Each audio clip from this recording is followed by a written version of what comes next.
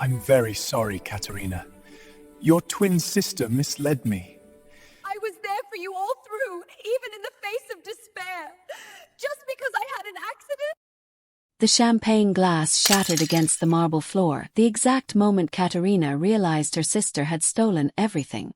Not just the alpha, not just the ceremony, but the life that was supposed to be hers. And the worst part, everyone was cheering. If you've ever felt invisible while someone else took credit for your worth, drop a comment right now and tell me the city you're watching from so I can send you a hug. Because Catarina's story will break your heart before it puts it back together. And trust me, you need to hear what happens when the alpha finally discovers the truth. The moon goddess temple in the Silvermonte pack was drowning in white roses. Thousands of them. Catarina had spent 3 weeks selecting every single petal, ensuring each bloom was perfect for the Luna ceremony. Her Luna ceremony. Or at least that's what it was supposed to be. She stood at the back of the grand hall, her fingers twisted in the fabric of her simple gray dress, watching her twin sister Mariana glide down the aisle in the gown Catarina had designed. The intricate silver embroidery that took 4 seamstresses 2 months to complete caught the candlelight, making Mariana look like she was carved from moonlight itself. Alpha Rodrigo stood at the altar, his dark eyes fixed on Mariana with an intensity that made Catarina's chest constrict. Those eyes used to look at her that way. 3 months ago they absolutely did. She remembered every moment, every whispered promise in the garden behind the pack house, every stolen kiss beneath the ancient oak tree where they'd carved their initials when they were children. But that was before the accident. Before the fire that scarred Catarina's face and hands. Before Mariana had swooped in with her perfect skin and her practiced sympathy and her brilliant, terrible plan. The high priestess, Senora Leonor, raised her hands to begin the binding ceremony. Under the witness of the moon goddess and the Silvermonte pack, we gather to unite Alpha Rodrigo Vasquez de Braganca with his chosen mate. Chosen mate. The words tasted like ash in Catarina's mouth. She'd been the one working beside Rodrigo for 5 years, managing pack finances, negotiating treaties with neighboring territories, staying up until dawn to solve problems that threatened their people. She'd been the one who held him when his father died, who helped him navigate the impossible weight of becoming alpha at 23. She'd been his best friend, his partner, his everything. And then the fire happened. Catarina could still smell the smoke, feel the flames eating through the pack house's east wing where the children's nursery was located. She'd run in without hesitation, pulling 7 pups to safety before the ceiling collapsed on her left side. The burns had healed, but the scars remained, a twisted landscape across her cheek, jaw and down her neck, continuing beneath her clothes to her shoulder and arm. She'd spent 2 months in the healing ward. Rodrigo had visited once. Mariana had visited every day, bringing flowers and sympathy and strategic whispers. By the time Catarina was released, everything had changed. Mariana had somehow become Rodrigo's constant companion. Somehow convinced him that Catarina needed space to heal. Somehow positioned herself as the perfect Luna candidate while Catarina was too weak to fight back. And the truly genius part of Mariana's plan. She'd done it all while playing the concerned sister. The caring twin who only wanted what was best for everyone. Do you, Rodrigo Vasquez de Braganca, accept Mariana as your Luna, your partner, your mate under the eyes of the goddess? Senora Leonor's voice rang through the temple. Catarina's wolf howled inside her, a sound of pure anguish. She pressed her hand against her chest, trying to contain the pain that threatened to split her open. I do, Rodrigo said, his voice firm. Liar, Catarina's wolf snarled. He doesn't even know her. Doesn't know she puts on a performance for everyone. Doesn't know she laughed about the scars, called you damaged goods when she thought no one could hear. And do you, Mariana, accept Rodrigo as your alpha, your partner, your mate under the eyes of the goddess? Mariana's voice was silk and honey. I do, with all my heart. The lie was so smooth, so perfect, that Catarina almost believed it herself. Almost forgot that just last week, she'd overheard Mariana on the phone with someone from the Monte Alto pack, discussing how being Luna was just a stepping stone to greater power. How Rodrigo was useful but ultimately replaceable. Catarina should have confronted them right then. Should have marched down that aisle and exposed every manipulation, every lie. But her feet wouldn't move. Because part of her, the part that had been broken by the fire and Rodrigo's abandonment, whispered that maybe she deserved this. Maybe she really was too damaged for an alpha. Maybe Mariana had won because she was simply better. The binding ceremony concluded with the traditional exchange of silver cuffs, engraved with the pack symbol and the couple's names. Catarina had commissioned those cuffs 6 months ago, back when they were supposed to bear her name beside Rodrigo's. The silversmith, old Señor Tomás, had looked at her with such pity when Mariana came to change the order. He'd tried to refuse payment, but Catarina insisted. She wouldn't be a charity case on top of everything else. The crowd erupted in celebration as Rodrigo kissed Mariana, sealing the bond. Music began, a traditional folk melody that suddenly felt like a funeral dirge. Catarina turned to leave before anyone could notice her tears, but a hand caught her wrist. "Leaving so soon, Irma?" Mariana's voice was warm, affectionate even, pitched perfectly for the guests nearby to hear. But her grip was steel, her eyes cold. "That would be terribly rude. Celebrate my happiness." "Our happiness," Catarina almost corrected. "The happiness that should have been ours." But she just nodded, pasting on a smile that felt like it might crack her face open. The reception was torture. 3 hours of watching Rodrigo and Mariana dance, accept congratulations, play the perfect alpha couple. Catarina made herself useful the way she always did, directing servants, managing the gift table, ensuring everything ran smoothly, being invisible while being indispensable. The story of her life.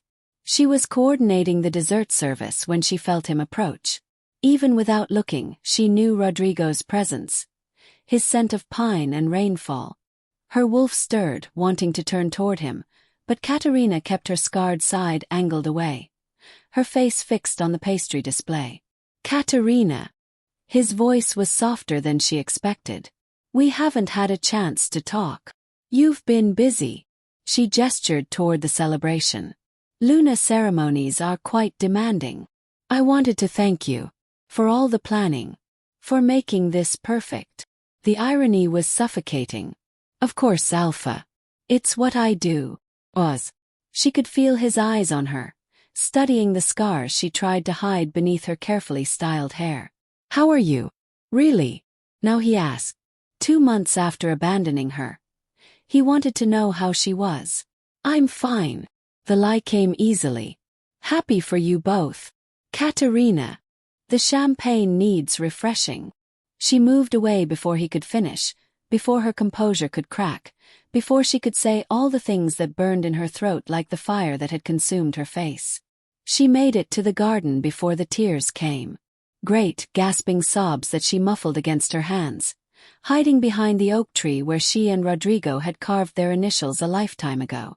The bark was rough against her forehead as she cried for everything she'd lost, everything that had been stolen, everything she'd been too weak to fight for. Crying at weddings is normal, but this seems excessive. Catarina spun, her heart hammering. A man leaned against the far hedge, his posture casual but his eyes sharp. She'd never seen him before.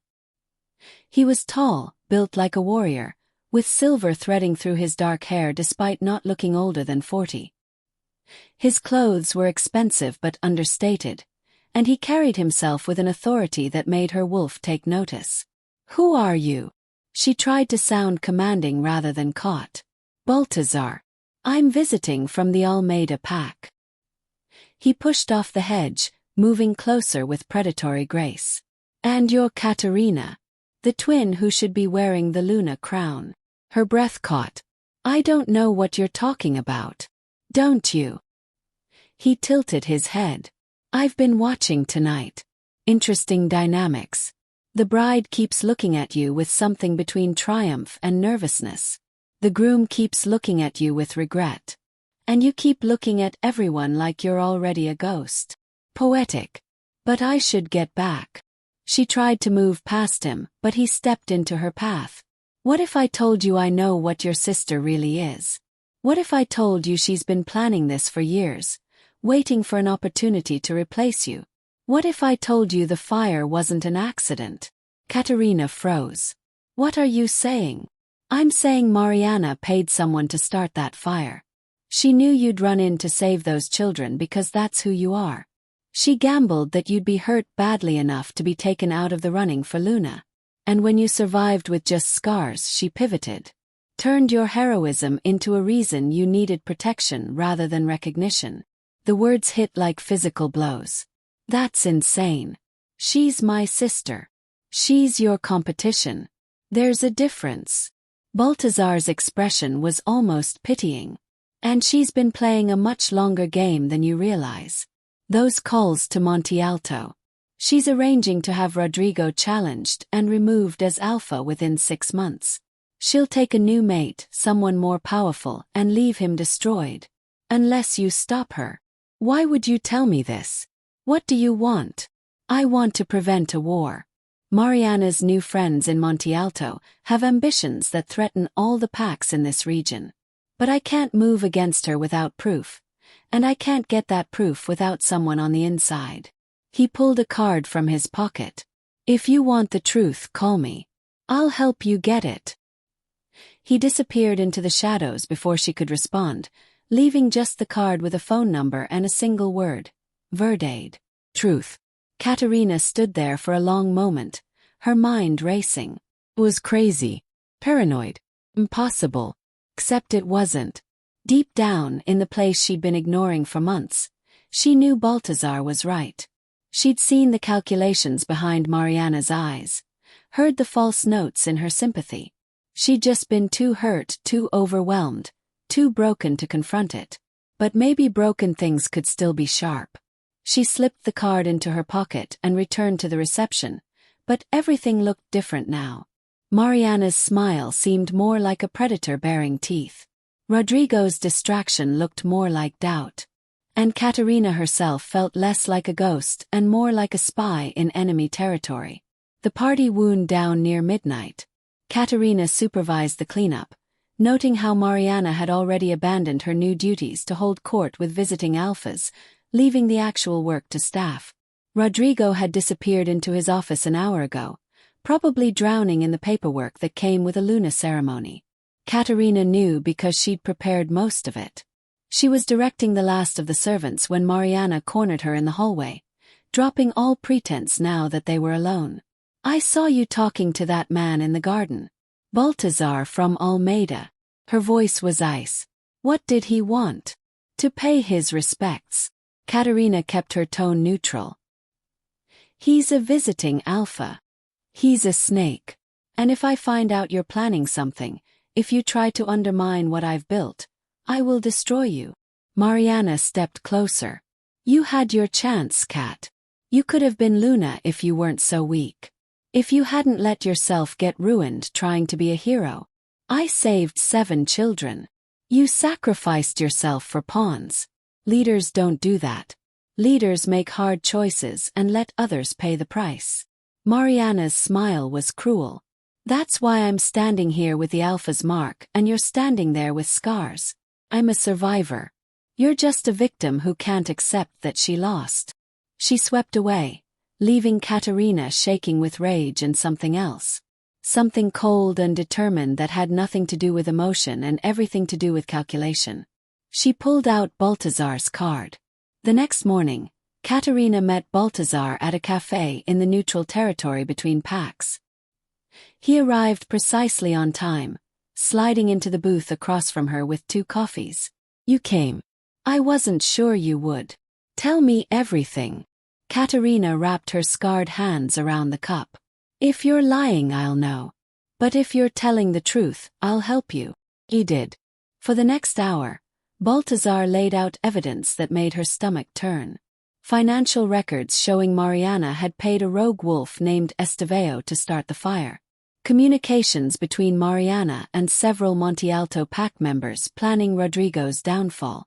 A detailed scheme to absorb Silvermonte into Monte Alto's territory, displacing thousands of wolves and breaking treaties that had kept peace for decades.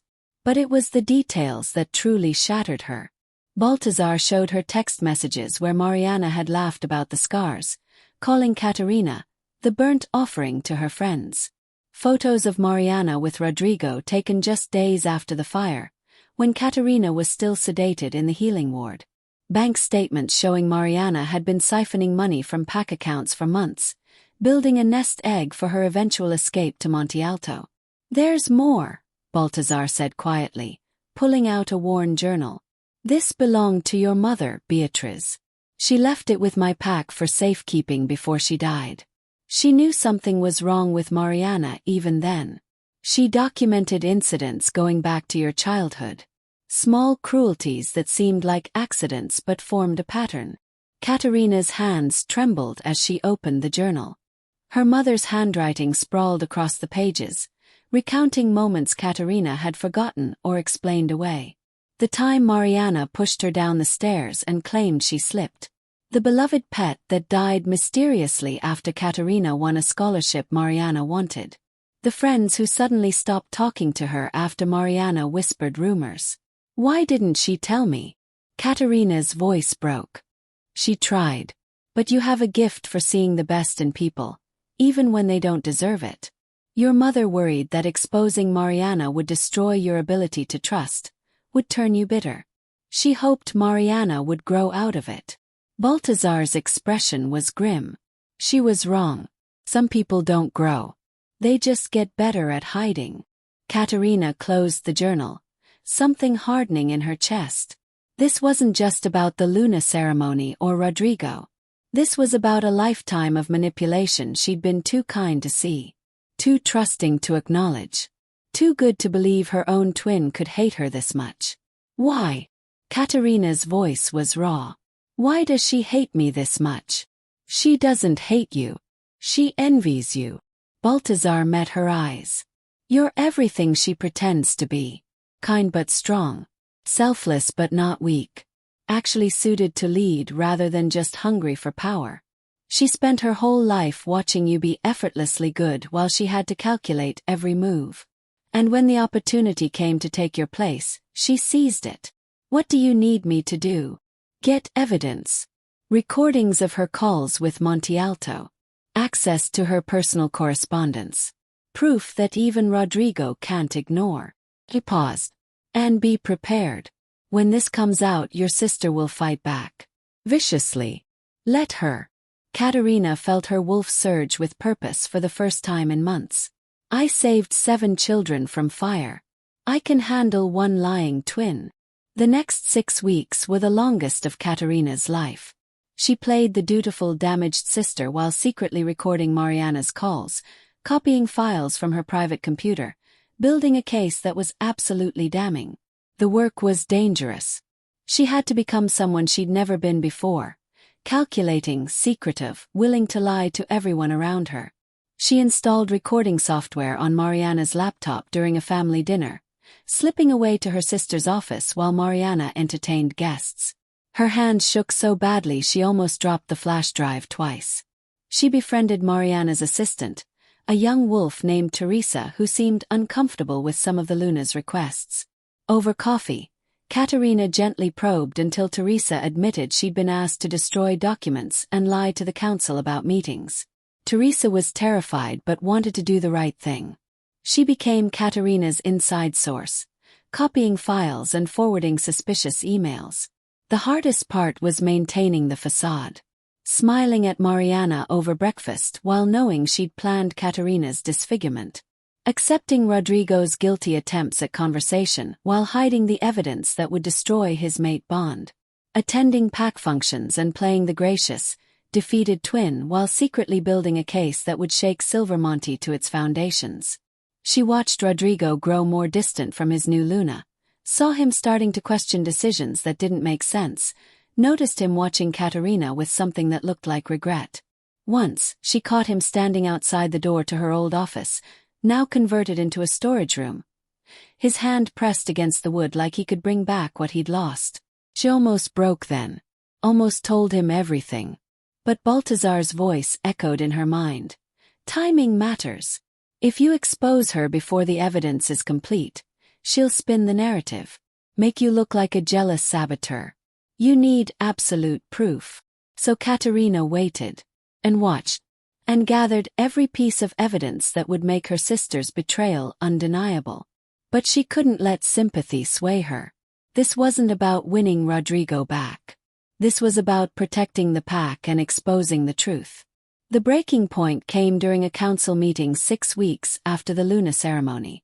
Mariana proposed opening Silvermonte's southern border to Monte Alto wolves, framing it as an alliance. But Catarina had seen the real documents. It wasn't an alliance. It was a surrender. She stood up, her voice steady despite her racing heart. I have information the council needs to see. Mariana's face went white, then red. Catarina, this isn't the time. It's exactly the time. She pulled out the folder Baltazar had helped her prepare. 6 weeks ago, I was approached with evidence that our new Luna has been working with Monte Alto to undermine this pack. I didn't want to believe it. But the proof is undeniable. She laid it all out. The payment to Estevao. The recorded calls. The real treaty that would dissolve Silvermonte entirely. With each revelation, the room grew colder. Rodrigo's expression shifted from confusion to horror to rage. This is a lie. Mariana's composure shattered. She's jealous. She's been trying to sabotage me since the ceremony because she can't accept that Rodrigo chose me.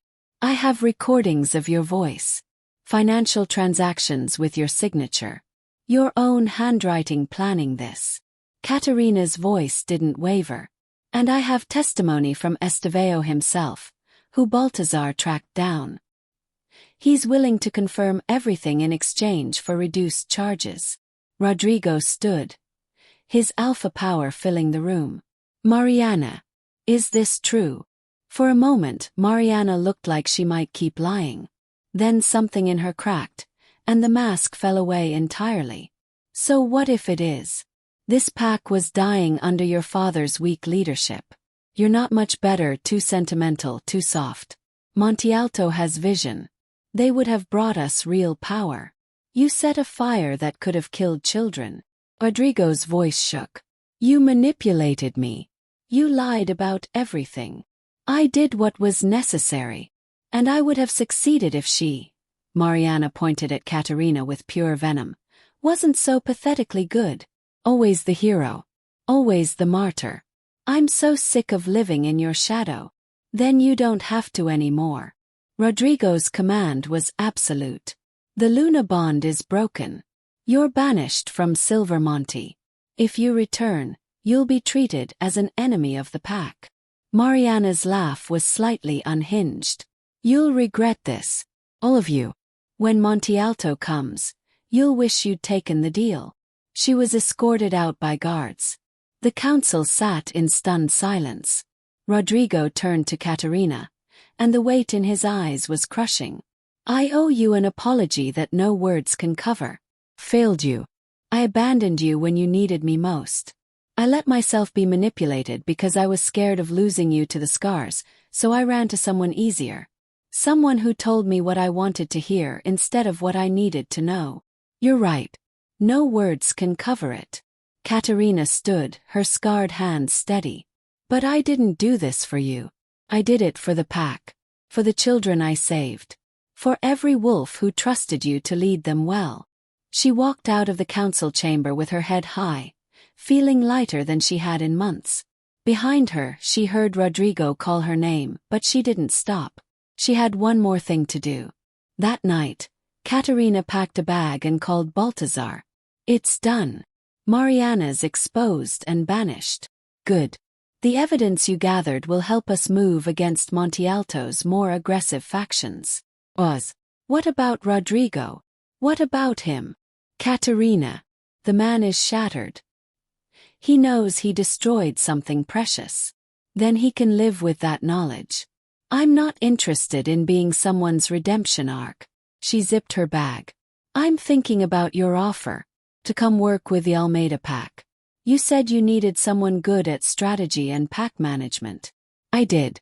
And the offer stands. But are you sure you want to leave Silvermonte? It's your home. Home is where you're valued. I haven't been valued here in a long time. She left at dawn before anyone could argue. Just a note for the pack saying she needed time, and instructions for managing the projects she'd left behind. She didn't say goodbye to Rodrigo. There was nothing left to say. The drive to Almeida territory took 4 hours. She spent them watching the landscape change, letting the familiarity of Silvermonte fade in her rearview mirror. Her phone buzzed constantly. Texts from Rodrigo that she didn't read, calls from council members she didn't answer. She'd given them everything for years. They could survive without her for a while. One text finally made her look. It was from Señor Tomas, the old silversmith. You were always the one with a true heart. They will realize what they lost. But by then you will have realized what you gained, yourself. She saved that message. The landscape shifted from the thick pine forests of Silvermonte to the rolling hills of Almeida territory. The architecture changed too, less formal stone structures and more buildings that seemed to grow organically from the earth. Felt wilder here, more primal. The wolves she passed on the road didn't stare at her scars. They nodded respectfully, sensing the strength beneath the surface. Baltazar met her at the border. Welcome to Almeida. Fair warning. We're smaller than Silvermonte, but we work harder. And we value people who've proven they can rise from ashes. Literally or metaphorically. Both. His smile was slight. Come on. I'll show you your office. The weeks that followed were strange. Catarina threw herself into work with the Almeida pack, using her skills to optimize their operations and strengthen their alliances. She was good at it. Better than good. Without the distraction of heartbreak and betrayal, she was brilliant. She reorganized their supply chains, cutting costs by 30%. She negotiated a trade agreement with 3 neighboring packs that had been feuding for decades, finding common ground everyone had missed. She created a mentorship program for young wolves that became the envy of the region. Every project she touched turned to gold. And for the first time in her life people noticed. Not her sister. Not the alpha who'd chosen someone else. Or Catarina. The Almeida wolves started coming to her directly with problems, bypassing their usual chain of command because they knew she'd actually listen and find solutions. She'd stay up late in her office, light burning long after everyone else had gone to bed, pouring herself into work the way she once poured herself into supporting Rodrigo. But this time the work was hers. The victories were hers. The recognition was hers. Baltazar was a fair alpha, demanding but respectful. The pack accepted her quickly, especially after word spread about how she'd exposed a traitor and saved Silvermonte from a disastrous merger. The scars that had made her feel like a monster in her home territory became badges of honor here. Proof that she'd face fire for those she protected. She made friends. Real ones. A warrior named Ines who taught her advanced combat techniques and never once pitted her for the scars. A healer named Duarte who'd also been burned and understood the phantom pains that came with scar tissue. A young wolf named Leonor who reminded Catarina of herself before the fire. Earnest, dedicated, believing the best in everyone. She was happy. Or at least she was content. Which felt like a miracle after the past year. But Rodrigo didn't give up. 3 months after she left, he showed up at the Almeida pack house. Baltazar called her to the main hall, amusement in his voice. You have a visitor. A very insistent visitor who's been standing in our courtyard for 6 hours asking to see you. Catarina's stomach dropped. Tell him I'm busy. I did.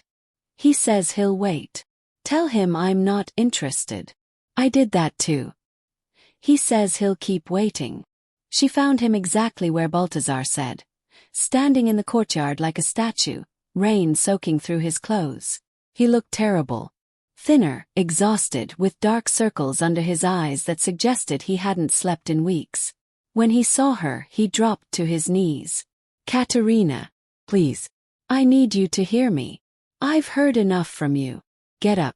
You're embarrassing yourself. Good. I should be embarrassed. I should spend the rest of my life embarrassed by how I treated you. He stayed on his knees in the mud. I know I don't deserve forgiveness. I know I threw away something irreplaceable. But I need you to know that every day without you has been torture. Not because I lost a Luna, but because I lost you. Pretty words. You always had those. She kept her voice cold, even as her wolf whimpered at seeing him so broken. Not words. Proof. He pulled out a folder. I've spent 3 months cleaning out every trace of Monte Alto influence from Silvermonte. I've restructured the council to prevent anyone from manipulating the Alpha again. I've established new protocols for Luna selection. Actual partnership requirements, not just political arrangements. And I've done all of it while realizing that the person I actually needed was you. Always you. You needed me when I was useful. When I got scarred, I became inconvenient. I was a coward. His voice cracked. I was terrified of how much I loved you. Terrified that if I let myself need you, I'd lose myself. So when the fire happened and you changed, I convinced myself it was a sign to pull back. To choose someone safer, easier. Someone who wouldn't make me feel so vulnerable. He looked up at her, rain and tears mixing on his face. I was wrong. And I will spend the rest of my life proving I'm better than that scared boy who abandoned you. Catarina felt something crack in her chest. But she'd learned not to trust cracks. They could be breaks or just new scars forming. You don't get to do this.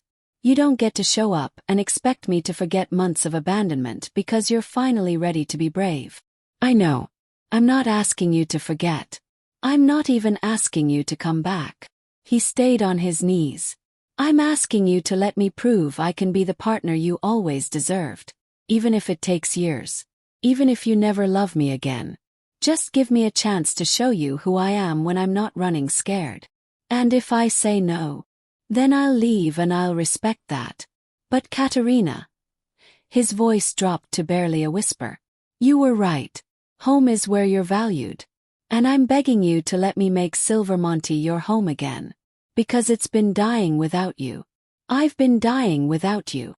She stared at him for a long moment. The Alpha who'd broken her heart, kneeling in the mud, begging for a chance he absolutely didn't deserve. But maybe that was the thing about love. It wasn't about deserving.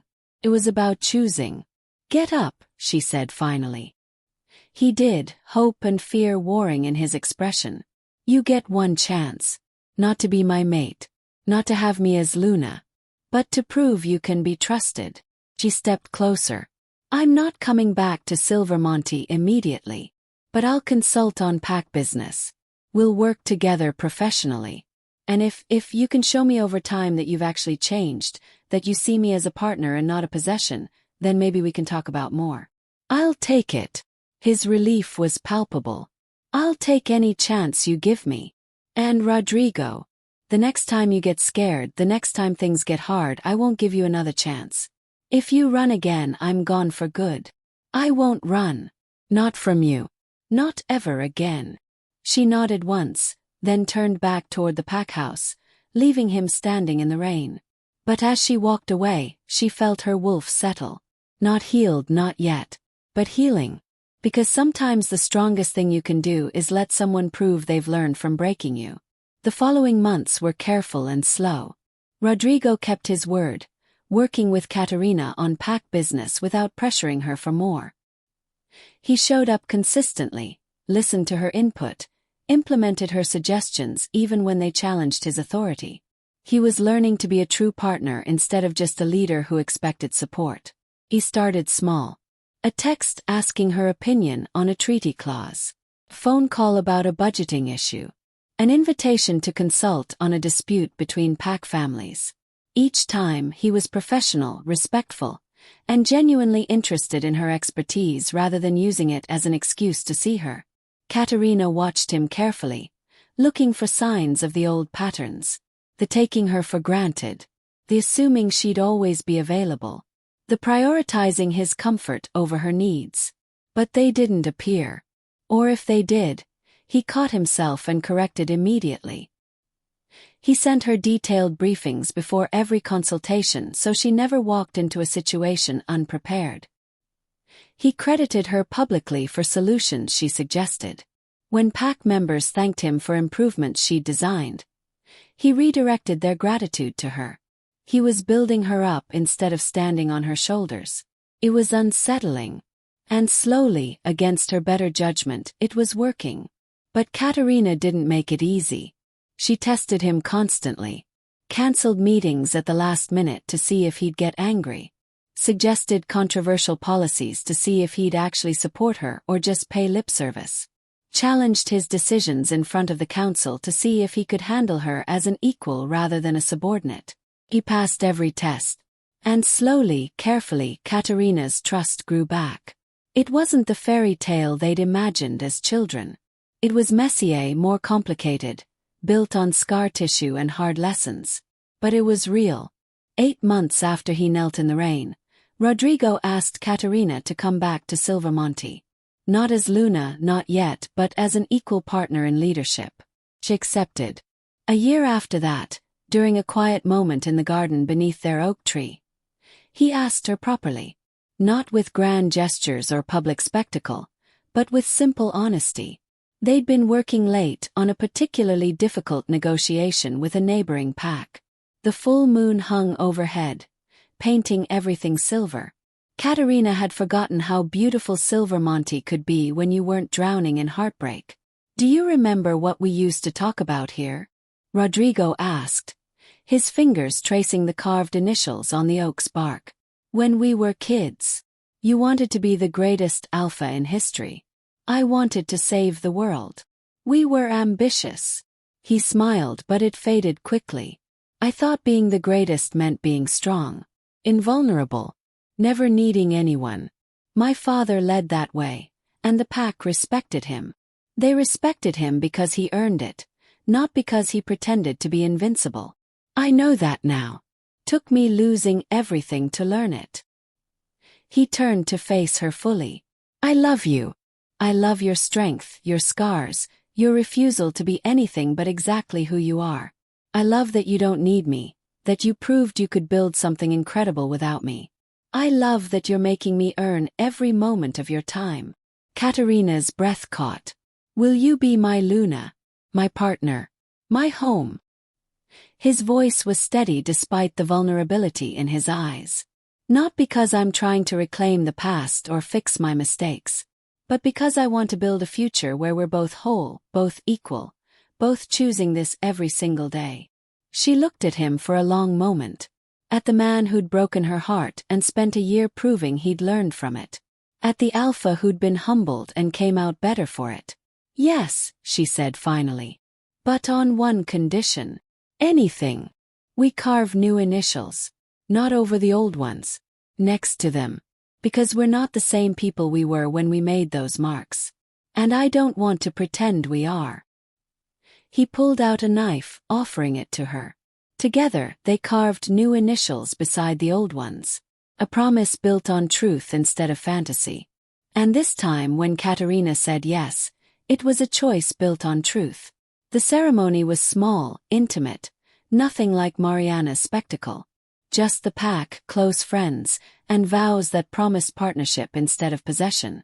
When Rodrigo placed the silver Luna cuff on her wrist, the one with her actual name that had always been meant for her, Catarina felt whole. Not because he completed her, but because she'd learned to complete herself, and chose to share that wholeness with someone who'd finally learned to deserve it.